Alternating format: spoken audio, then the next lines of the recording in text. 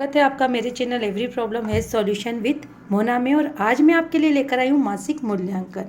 तो ये आरएसके के द्वारा जो लेटर जारी हुआ था उसमें मासिक मूल्यांकन हमें सितंबर माह में लेना है, जिसमें वस्तुनिष्ठ बहुविकल्पीय प्रश्नों की संख्या 4 होगी, जो कि 1.5 नंबर के प्रत्येक प्रश्न होंगे और 2 नंबर उसमें हमें बच्चों को देना है। और वस्तुनिष्ठ रिक्त स्थान 3 होंगे, प्रश्नों की संख्या प्रत्येक प्रश्न 1.5 नंबर का होगा और ये पूरे 1.5 नंबर के प्रश्न होंगे।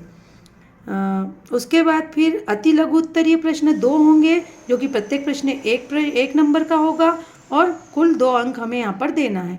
लघु उत्तरीय प्रश्न 1 होगा जो 1.5 नंबर का होगा और इसमें 1.5 नंबर ही हमें बच्चों को देना है। तो इस तरीके से जो ये प्रश्न है, मैंने यहाँ पर प्रश्न पत्र गणित का तैयार करा है। देख लीजिए आप यहाँ पर मासिक मूल्यांकन कक्षा 5वीं, विषय गणित, माह सितंबर और पूर्णांक 10। अब यहाँ पर हमें 7 नंबर लिखित के और 3 नंबर मौखिक के बच्चों को देना है।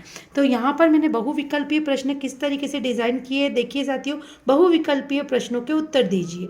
1 किलोमीटर में कितने मीटर होते हैं? यहाँ पर मैंने 3 विकल्प दिए हैं, 100 मीटर, 1000 मीटर और 10,000 मीटर। इन तीनों में से जो भी आंसर सही होगा बच्चा उसको टिक करेगा।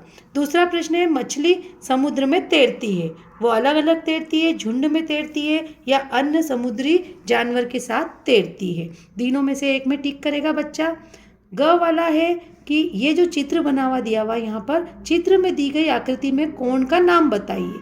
कि कौन सा कोण है? अधिक कोण, समकोण या न्यून कोण, जिस पे बच्चा टिक करेगा। फिर घ नंबर का प्रश्न है, 6 रेखाओं से बंद आकृति कहलाती है? पंचभुज, षष्ठभुज या आयत? इन तीनों में से जो भी सही आंसर है बच्चा उस पर टिक कर लेगा। हमारा प्रश्न नंबर दूसरा आ जाता है, रिक्त स्थान की पूर्ति कीजिए। आमने सामने की भुजा समान होती है कहलाता है? क्या कहलाता है वो बच्चे को यहाँ लिखना है। घन, घनाभ, शंकु आकृति कहलाती है? कौन सी आकृति कहलाती है? समकोण का आधा कहलाता है?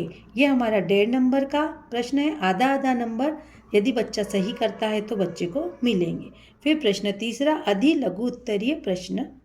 ये 2 नंबर के प्रश्न है, मतलब प्रत्येक प्रश्न 1 नंबर का है।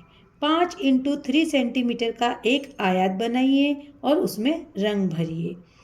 क्वेश्चन दूसरा, 180 माप के कोण को चांदी की सहायता से बनाइए। प्रश्न 4, लघु उत्तरीय प्रश्नों के उत्तर दीजिए। ये एक ही प्रश्न है और ये पूरा 1.5 नंबर का है। सीमा ने जाल खरीदने के लिए 4,000 रुपये का कर्ज लिया। उसने 345 रुपये हर महीने 1 साल तक वापस दिए। वह कितने पैसे बैंक को वापस करेगी? इस प्रश्न का हल जो है बच्चे को करना है। तो ये 4 प्रश्न मेरे हो गए 7 नंबर के। और अब यहाँ पर मैंने मौखिक प्रश्न मेंशन किए हैं। ये मौखिक प्रश्न है 3, जो कि 3 नंबर के हैं। ये बच्चों से मौखिक रूप से पूछना है। 1 किलोग्राम में कितने ग्राम होते हैं? दूसरा प्रश्न, वर्ग और आयत में क्या अंतर है? प्रश्न तीसरा, एक नाव लगभग 1 घंटे में 4 किलोमीटर तक चलती है, तो 10 किलोमीटर तक जाने में उसे कितना समय लगेगा? तो देखिए साथियों, इस तरीके से पूरे 10 नंबर जो है पूर्णांक के वो यहाँ पर कवर हो गए, 7 नंबर लिखित के और 3 नंबर मौखिक के। यदि यह प्रश्न पत्र आपको अच्छा लगा है तो कमेंट करके हमें बताइए। हम कक्षा 6ठी, 7वीं, 8वीं के और 4थी के भी इस तरीके से प्रश्न पत्र बना करके आपके लिए सेंड करेंगे वीडियो में। मिलते हैं नेक्स्ट वीडियो में। Bye bye.